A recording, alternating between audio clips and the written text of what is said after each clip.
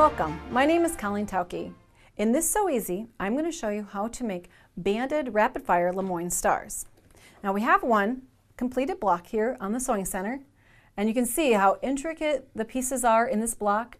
Trying to cut and put together all of this the traditional way would be hard, and then to have a good block when you're finished that's nice and flat would be a whole nother accomplishment. So we've got a tool that we're going to be showing you how to use today to create wonderful blocks like this that then you can see are used in the quilt behind me.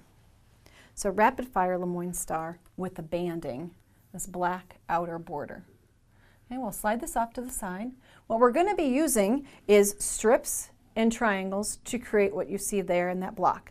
So what we're going to do is pair each of the color points of the star, the red and the gold here, with a black and create a strip set. And I've created that already. Now in the directions it will tell you that you offset the pieces. I'll lay these out so you can see. I've actually marked the fabrics A and B. Do that. It's a great way to keep organized because there's a lot going on in this block. So actually mark the selvage so you remember which fabric is A and which is B. I've then put the narrow black strip on here and created a strip set. They're offset, each of them, so we don't waste any of the print fabric.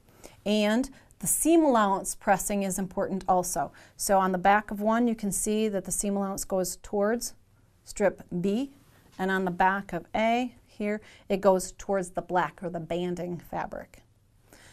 The designer, Deb Tucker, who came up with this tool and this technique, has thought through every little thing. So take my advice, she knows what she's doing.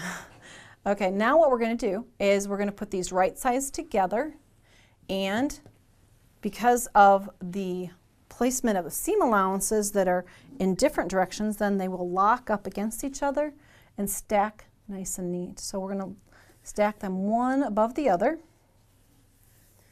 And then we're going to bring in her tool, the Rapid Fire LeMoyne Star tool. It looks like a big, huge gem is what it looks like. A narrow point on one end and a wider one on the other. What we're going to be using is the narrow point here. We're going to be using the angle of this tool along with a straight edge. And what we want to do is to take sections off of this strip set that will become the points of the star. So we can use that, the angle of the tool as our reference. I'm going to come in and lay the outer edge of this tool right along my stitching line there. And then I'm going to bring in my ruler. And what I want to do is create an angle here.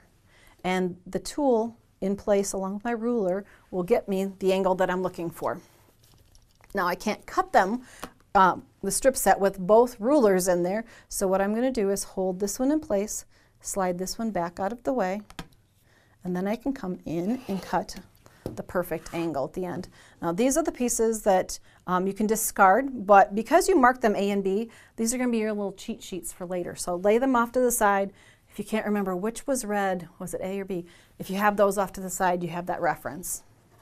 Now, for this part of the cutting, we're just going to be using a traditional ruler, and I'm going to be cutting 2-inch wide diagonal strips off of here. So basically, I'm sliding my ruler over to the 2-inch line, matching that up to the cut edge that I just created, and then we're going to subcut this strip set into pieces.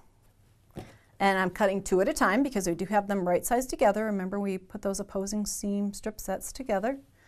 So we're cutting 2 pieces at a time, and you would need then a total of 4 pieces like this cut to create 1 star. So you would continue cutting down the strip more pieces. But for our reference here, we've got at least a couple to start. Now what we need to do is we're going to look into here. We'll just work on one set. If we open these up, our diamonds now have 1 black strip, but each of them needs a second black strip on it. So what we need to do with these is add that next black piece. So I've got some already laid out here, and you want to orient these to match the photos in the Sew Easy or in the directions that come with the tool. You can see here that this piece is right here. I've got this right sides together with a black band, and I've positioned 4 of them.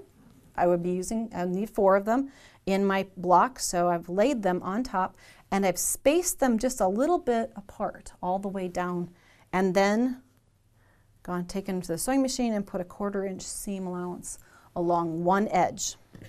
Now with the red, doing the same thing, laying the pieces in there, right sides together with the banding fabric, again spacing them just a little ways apart so that I can connect them on there, because that's that second side of the banding that I need. Now I've left myself a little cheat sheet. You can see these dots in the directions. It'll tell you which direction to press your seam allowances. So for this set, it tells me to press the seam allowances in that direction, which means then the black, and I'm going to do this just with my fingers. You would take it to the sewing or to the iron and actually press this, but just to save time here, you come in and you press the seam allowances toward the additional black strip all the way down. Now you've done that one, but when you get to the red fabric, you have to switch. It will tell you to press the seam allowances in the other direction, which means here toward the red fabric, or your A fabric. So I'm going to come in and press those. And the reason why you're pressing these in opposite directions is, again, later you're going to have opposing seams, and you will get a really great lock on your seams and your points will be perfect. Okay, now we've pressed those. Now what do we do with them? Well, we need to come in and take these units off.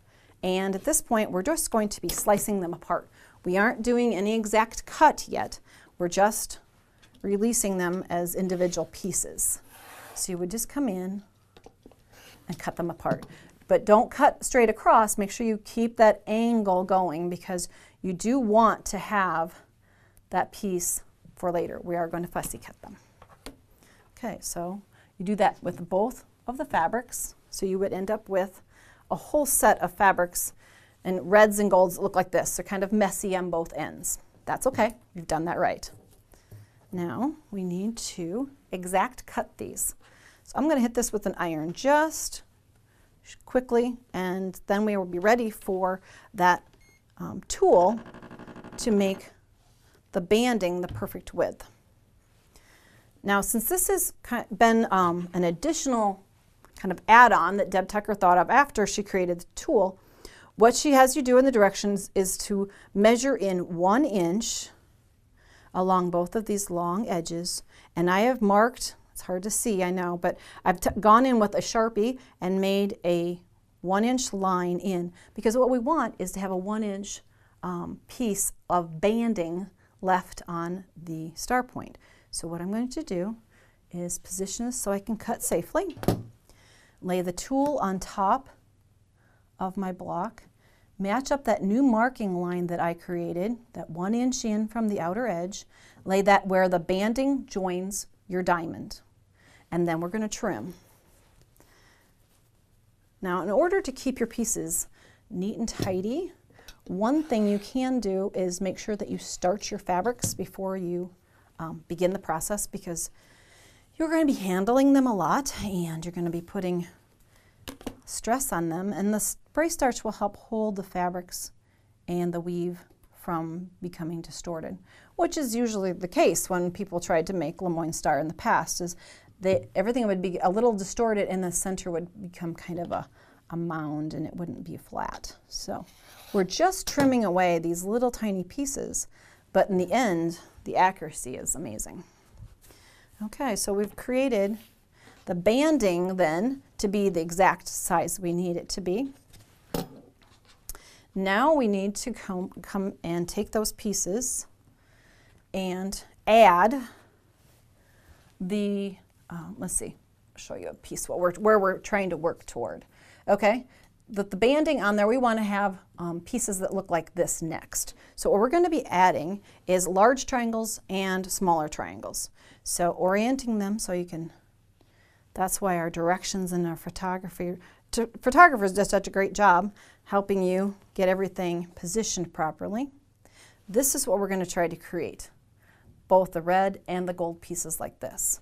So in your directions, it will tell you to come in and seam along here, 1/4 inch seam, and it will tell you the direction to press your seam allowances. Now, most of us are always thinking press towards the outer edge. Well, if you look back here, it's not going towards the outer edge, it's going towards the banding. So follow the directions also for the pressing directions. So this seam allowance then would press back, and the other direction, follow the instructions closely, and you'll create pieces that look like this. And their outside edges aren't pretty yet. There's one more trimming that we have to do. So we're going to use that tool one more time. Get your money's worth on this tool. Okay, now we're going to create the exact size of the diamond piece. And in this pattern, it calls for us to use the 10-inch line. So we're going to line up the 10-inch line along the banding and then the background fabric. So we're going to come in and line it up perfectly, and then sneak down to the point. And then I'm going to rotate this a little. You always want to be cutting in a direction that's safe for you so you don't slip and hit a finger or be pulling a blade towards you. So we're trimming that off. So we're going to get perfect shapes like this, so nice and clean. And then you're going to be joining pieces together because you're going to go through and cut all those pieces nicely. So then you'll have pieces that look like this. And as I slide 2 of these together, you'll start to notice that this is a quadrant of the finished block.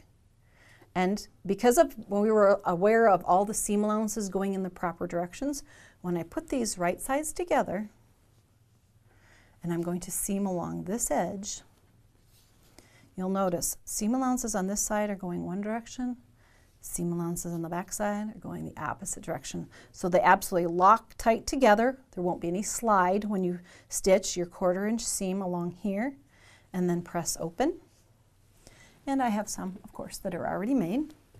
So we've got blocks that look like this, and the seam allowances, you'll notice, are now actually all going in one direction across the block. So that last final press, just take your cue from everything else that's pressed on the back side and press in the same direction.